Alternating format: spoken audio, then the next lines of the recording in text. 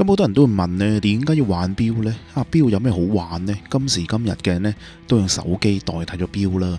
嗱，我嘅答案呢就好簡單嘅啫，亦都好統一，就係呢：戴錶呢就代表到自己嘅 character 啦，同代表到自己個 status。正因為我嘅職業啦，我會揀款行先，機芯嘅技術呢反而都係其次，咁樣呢先至代表到我嘅 character 啊嘛。咁收藏品入邊呢，總有一啲代表到我嘅 status 嘅，喺重要嘅場合呢，我可以佩戴啦。咁所以買錶呢，保值呢個角度呢，從來都唔係我買錶嘅一個原因嚟嘅。而今就要介紹嘅呢位絕對代表到一個風格嘅一個 character， 來自意大利嘅牌子Gaga Milano。嗱，老實講啦，一開始呢，識得佢哋嘅時候呢，仲以為一個女性嘅牌子添，因為Gaga呢一個字呢，有啲誤導咗我嘅。不過如果你熟悉意大利文化嘅話呢，其實Gaga呢個字呢，喺意大利文呢係形容男士嘅，係形容一啲好 stylish 啊，衣着打扮好 artistic 啊，好 fashionable 嘅。咁我第一個反應呢，其實就諗起填詞人黃偉文先生啦，即係 Wyman 啦，應該都算係Gaga所形容嘅呢一類人。而牌子嘅手錶設計呢，都符合翻呢個精神嘅。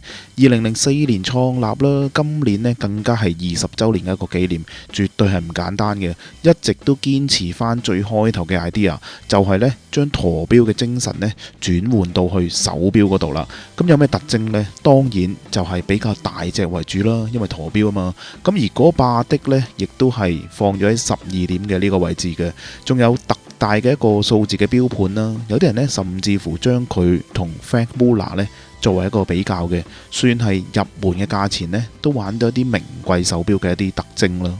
不過呢，可能大家會問呢個牌子呢，我真係聽都未聽過喎。咁其實呢，佢都算係啱啱打入咗香港嘅市場嘅啫，啱啱起步，暫時呢都唔係太多嘅銷售店。不過呢，其實喺歐美嘅市場呢都唔錯嘅，甚至乎係中國同埋日本呢都有專門店噶。最搞笑嘅呢，就係佢手錶嘅價位呢，真係非常之闊嘅，由石英錶呢幾千蚊有得買啦，去到18K 玫瑰金嘅一啲錶殼爆鑽嘅款Tourbillon可以去到百幾萬一隻都得噶，絕對係一個臥虎藏龍嘅一個牌子。更加有趣嘅呢，仲揾咗阿尼馬呢，足球嘅巨星啊，尼馬呢做咗個代言人。嗱，雖然呢，我唔係好熟足球啦，咁大概都知道呢，尼馬都幾出名下巴西噶嘛。咁而另外呢，亦都有好多同其他 IP 嘅一個合作啦。咁例如 Batman 嘅呢一隻啦，咁啊聞說呢，俾 fans 呢瘋狂咁搶購嘅呢一隻。如果呢，我係 Batman 嘅 fans 呢，我諗都一樣癲咗啦。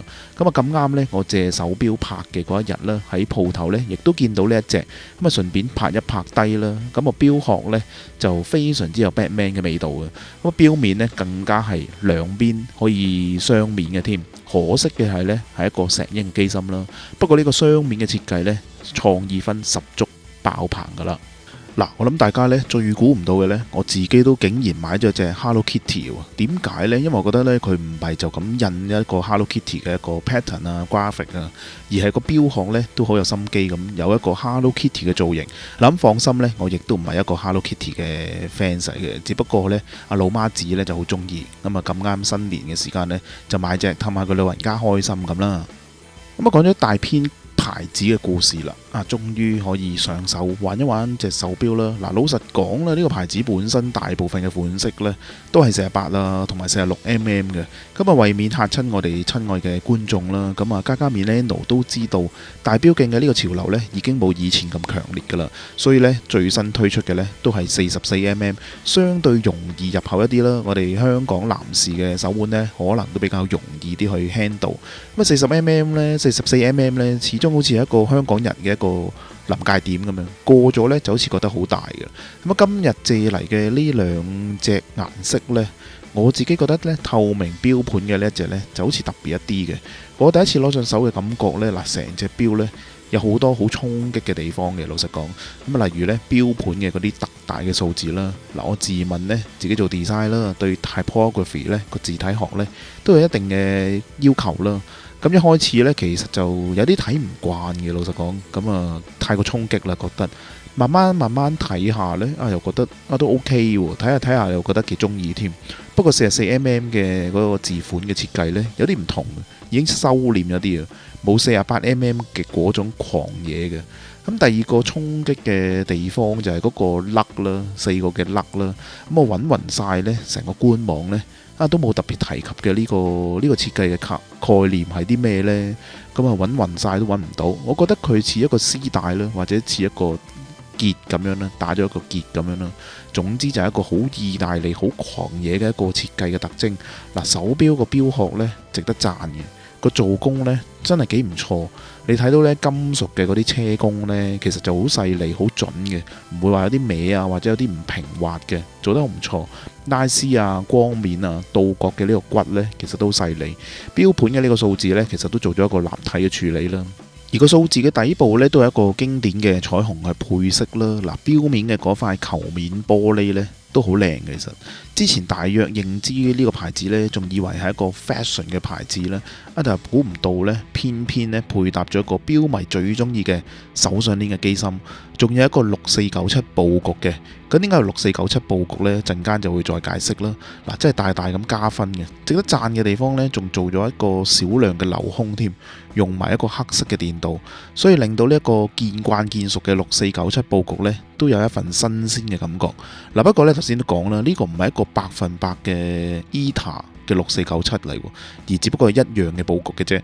因為呢，Gaga 呢係有自己喺瑞士嘅公司嘅，主要負責一啲機芯嘅改造啦，同埋部分系列嘅一個成錶嘅組裝啦。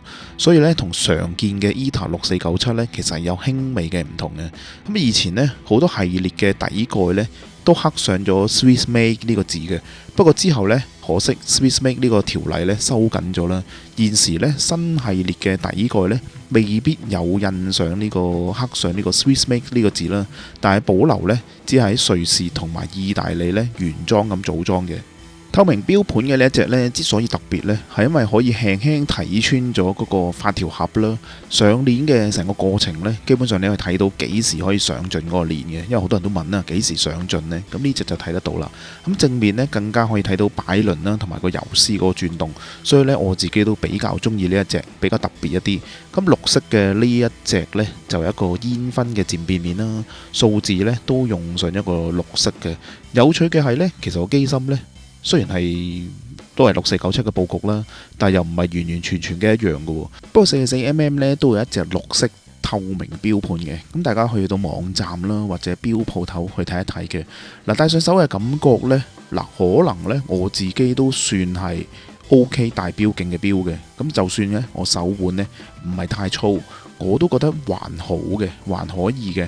加上呢個框呢，就放咗喺上邊啦，就唔會頂住嗰個手背，咁所以戴起上嚟呢，都算係一個舒服嘅。要介紹一個牌子俾大家呢，又點可以淨係介紹一兩隻咁少啊？咁當然都希望錶迷可以了解佢哋更加多啦，所以都專登借多咗3隻唔同感覺嘅。咁嚟第一隻啦，視覺係爆燈噶啦，水晶錶殼。嗱，雖然呢唔係藍寶石啦，但係都係一個好堅固嘅 K9 水晶。咁個硬度呢，其實都有7級噶啦。嗱，藍寶石就9級啦，鑽石就10級，佢都有7級嘅喎。藍寶石殼大家都知道天價啦，唔係個個普通人可以負擔到嘅，起碼都10萬蚊以上。咁但係呢一隻呢，1零2萬蚊呢個價位呢，就玩得到啦。可以玩到透明殼嘅呢一個感覺啦，仲有一個半透明嘅膠錶帶添。嗱，戴上手呢真係好鬼過癮嘅，好有個性，又可以俾到錶迷一個親民嘅價錢，玩到個透明嘅殼啦。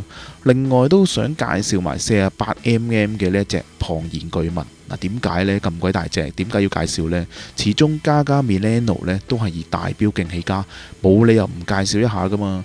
48mm 呢其實有好多個款嘅，咁我就揀咗呢一款。有一個 carbon fiber 嘅碳纖維啦嘅一個圈啦，同樣都係一個機芯嘅佈局啦。雖然48mm，但係出奇地呢類型嘅設計呢，你覺得戴上手呢又唔係話好過分，又唔係好巨大呢，可能個設計搭夠啦，起碼我覺得都仲算係接受到啦。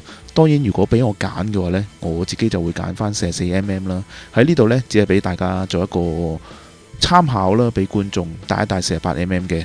最後都揾一隻40mm啦，因為都幾多女裝嘅款，咁我覺得可以 sell 下俾啲女性嘅觀眾啦。有一個經典嘅彩虹字啦，仲有一個白色嘅貝殼錶盤。嗱，雖然都係石英嘅機芯呢，但係老實講，其實呢，女士真係唔係好介意，最緊要好睇嘅啫。如果係女士嘅話呢，可能都應該會中意呢一類型嘅錶添。嗱，咁今集嘅時間呢又差唔多啦，希望呢以啱啱嗰10分鐘左右啦，令你認識咗Gaga Milano嘅呢一個牌子啦。有興趣嘅話呢，其實就可以去到以下嘅呢啲標鋪呢上手睇一睇嘅，或者去到以下嘅港澳官網睇呢都得嘅。好啦，咁最後呢，希望你中意今集嘅內容啦 ，like 啦，訂閱支持下我哋嘅 channel 啦，咁等我哋帶嚟更多有趣嘅手錶牌子。我哋下一集再見啦，拜拜。